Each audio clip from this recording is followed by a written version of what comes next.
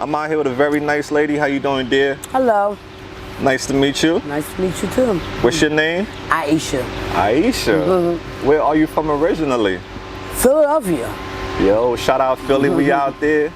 How was it like for you growing up in Philly? Let's talk about your childhood. Paint us a picture. Actually, it wasn't too bad. My mom raised 5 girls and a boy by herself, 6 kids. So you know it was a struggle because there was a lot of us. So besides that, my grandma and my grandfather, which is my dad's mother and father, stepped in, took me and my sister. So yeah, my childhood was pretty good. What happened to your mom? She passed away. What age were you when that happened? 23. How did that affect your life? Bad. It went just straight downhill after that. Yeah. What are some of your favorite childhood memories you can think of? Going to Disney World. You went to Disney, girl? Yeah, a couple times. Let's talk about school. Paint us a picture. How was middle school and high school for you? Straight A student, but I got pregnant at 16, so 11th grade, I finished and I never went back for 12. After you had your first child, what do you end up doing after that? Having more. Okay, I hear you. So let's get down to the nitty gritty. We're out here in Kensington, a very toxic environment. What led you to start using drugs? Well, when I was a teenager, I would smoke weed. I think everybody did that. And it was introduced to me when my mother died, 2008. What were introduced to you? Heroin. And who introduced that to you? Somebody that was supposed to be a friend. Did they give you like any heads up where it was gonna lead you? No. Nothing? No. So the first time you did it, did you snort, smoke, or shoot it? No, snort it. And how did it make you feel? It's crazy because people don't understand, but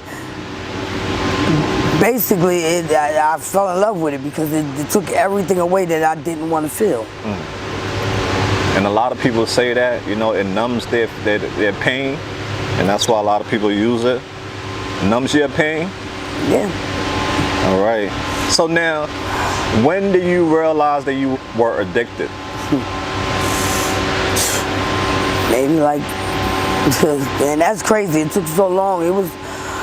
I thought I had it under control. I really did. And it turned around. It was almost 10 years into it. And I looked and I thought about it. And I said, something's wrong here.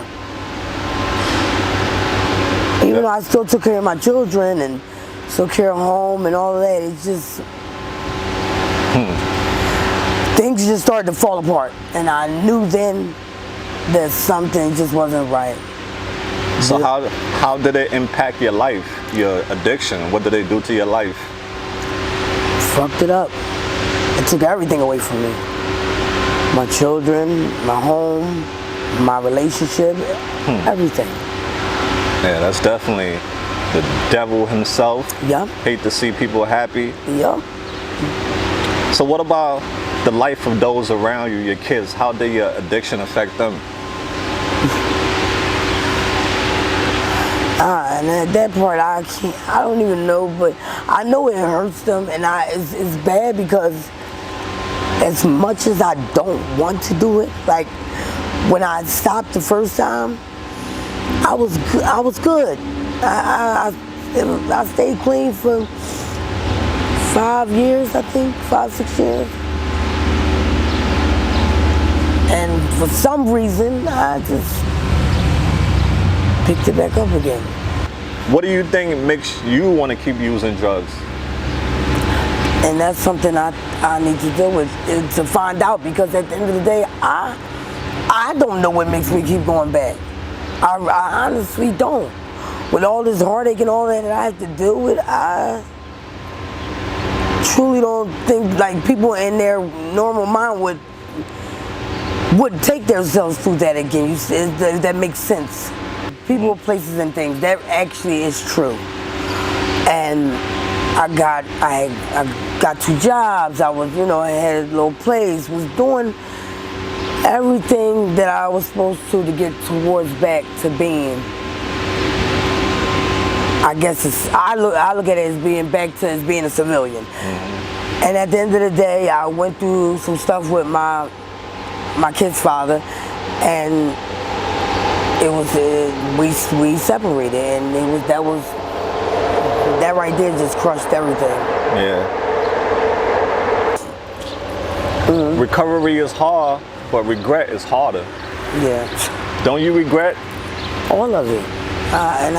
It's crazy because I try to tell people, the first thing they say is, oh, you want to do this. You want to get high. You want to be outside. You want to. And I'm like, who wants to be any of that? Like, I don't understand it. But at the same time, as much as I tried, it wasn't so hard the first time. But it seems like this time,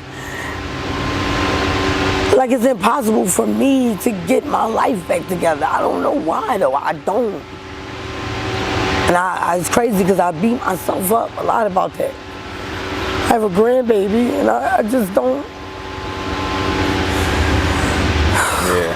What's 24 hours in your life look like? It's bad. You wake up, you got to worry about it, your stuff is missing. You better hope and pray that nothing happens to you during the night. Because that's the first thing. You got people walking around here, and they got masks on, and most people carrying weapons or whatever, and they robbing you, they doing all that. Rape, all that happens out here. And if you're not on your, on your shit to know, to be mindful of certain things and situations, to pay attention to certain things that's happening at that time, you will be one of them victims. Yes, you will. So how do you stay safe out here? Like I said, I'm very observative, so I pay attention to everything and everybody. When things just don't look right, or I know things ain't right, then that's when I remove myself. I can't, talk for other people, but I know me now. I will warn you now. It's up to you if you want to remove yourself, but I'm not going to sit and talk to them blue in the face to try to help you, and then I'm putting myself in a situation after that. Facts. You mentioned earlier that your son is out here too, and he was the reason that you're out here. Give us a backstory. Well, no, not okay. So actually, like I said, this boy's been around me for years, and he's not. His mom died, his biological mom, and it just seemed like ever since then, and he's a sweetheart. He's clung to me, and I know my biological children. They're good. Even though, at the end of the day, I know they still miss their mom, but like I said, for me to be in their lives, I need to be 100%. I can't go back halfway, because that's not doing them it's breaking their hearts all over again. So, yeah, I make sure I call, and all that. When they, I'm so ashamed now that. And I know at the end of the day they're my kids and they don't care. They don't care how I look. But I know that in their minds they might not say it, but that once they do see me, the concern comes, and I don't want them to be worried. That's something they're not supposed to do. So, this boy is such a sweetheart. And I feel so bad for him because the crazy thing is he has family, but everybody just wash their hands with him. And it's bad because it seems like all he wants is somebody to love him. Things I gave my children when they were younger and growing up, that's all he ever looked for. And his mother, even though, she passed away, she never gave him that. So that's something he's yearning for so bad at the age that he is now. Well, that's good. He have you for guidance. And it's crazy because at the end of the day, I ask myself, why did it have to be me that have to go through this? And they always say, my mom used to always tell me that God will never put too much on you that you can't take. At the end of the day, I always ask myself, Why does this have to be me? Why did I have to go through all this? And for them, we were not treated human, I know that. We're like objects to them. They talk to us any kind of way. They treat us any kind of way. I understand. People don't want no, people laying outside and all that. They don't want that. But when it's all said and done, everybody's not as fortunate as other people. Like, I've been waiting for a house for 4 years now. 4 years. I did everything they asked me to do. And I'm still without a home. The homes I had before, I was paying full rent for it. Yeah, man, I never had no PHA and nothing else. I've always paid rent for where I lived at. It was never. So now that I'm older and my kids are grown, I thought that, maybe now I would be able to get it done. 4 years. I just told the cop that last night, and he told me something's wrong here. There's no way you should not have a home. You should not be in a home and be in some type of, rehabilitation to help you, live day to day. He said it doesn't make sense to me. My number one thing, people, and I don't look at nobody badly because the stuff that happened to people in Ukraine and all those other places, I feel bad for. Yes, I do. But at the same time, we've been born and raised here, and they don't even think twice about giving us anything. Like you said, these people were put in hotels. They were given vouchers. They give us food that's been expired last year sometime, and they come out here and feed that to us.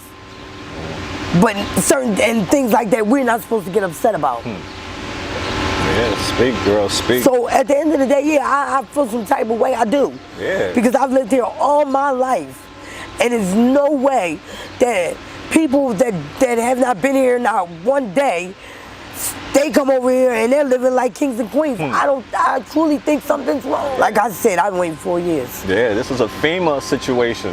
This is a disaster out here. Then they told us last night, now everybody had got tents. Okay, we respect, they said not to put them up during the day.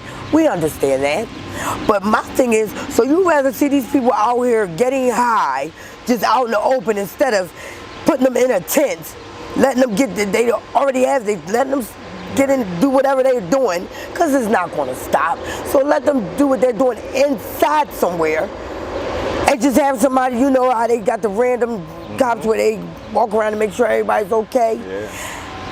And then they sleep in them at night. But they told us we could put them up at night. Now we just found out, yeah, we can't even do that no more. Yeah, so they actually want us to lay on the ground. That's what they want us to do. Sad. Yep. Okay, we about to wrap things up there. I really appreciate you. You're more than your welcome. time. So now, let's get off topic, all right? All right. What are some things you love most about yourself? I don't know. My personality, that's number one. And the way that my nurturing spirit. And even if I don't know people, there's something about it. Even if somebody done me wrong, that's the weird part about it. Because as much as I don't want to, my heart won't let me, be evil or mean to them. People know, they call me mama out here. Everybody know they can come to me if they hungry, they need to lay down, if they just want to talk, or if they just want to sit and just sit. It's fine. I'm the one that ain't gonna turn them away. Amen. If you could give an advice to somebody younger than you, what advice would you give? If you're going through anything, my loves, I don't know exactly what it is. I don't know, and it can get as worse as to you being abused, to you just being neglected, to you just needing a friend. Do me a favor, babies, please don't turn that way, because I'm telling you, this will definitely take you down a road you do not want to go. So this is a nightmare that you're having, and you're awake the whole time. So I'm definitely praying for this next generation, because it's bad already. Right, absolutely. What are some of your favorite foods? chicken. Okay. Yeah, macaroni and cheese. Nice. Cornbread, yeah. Oh, cornbread. She Yes. caught me with the cornbread. Yeah, right. Do you have a favorite band or artist you listen to?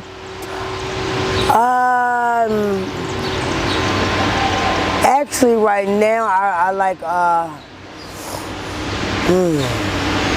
don't even know. Fantasia is my favorite. I can't even change it. I love her voice. And she's so soulful. She's versatile. So she does gospel and everything else too. So. Right. If you had 3 wishes, what would your 3 wishes be? How you doing, brother? Anybody got ID coming to the road? Oh, you want an ID? Damn, nah, we don't. My 3 wishes. Okay. The first one would be for me and everybody else that's struggling out here, just for us to get somewhere comfortable. We're not asking for much. For me to definitely have a relationship with a good relationship with my children and my grandchildren. Awesome. And, you know, just for better health, that's all. What are your short-term goals now? I'm looking for a job right now, so working and so getting employment and getting housing. That's it right there. Awesome. What's your message for the world? Don't write us off too fast, because some of us are really, really good people. I can't speak for everybody, but there's some people that are really good people out here, and y'all judging us before y'all even get to know us. So if you want to know, you know, come ask me. Come go to the source. Don't ask nobody else about me. Ask me, because best believe I'm gonna tell you what you want to know. Awesome. So AML family, I want to tell the lovely Ayesha, thank you so much for being courageous. Hope her interview inspires someone not to come down this road and it resonate with the rest of you guys. God bless you all. Ayesha, is there anything you're in need of that we can help you with? No.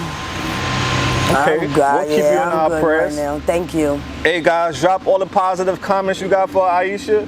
She part of the AML family. Remember, don't be bitter, be better. Until next time, we out there. Peace out.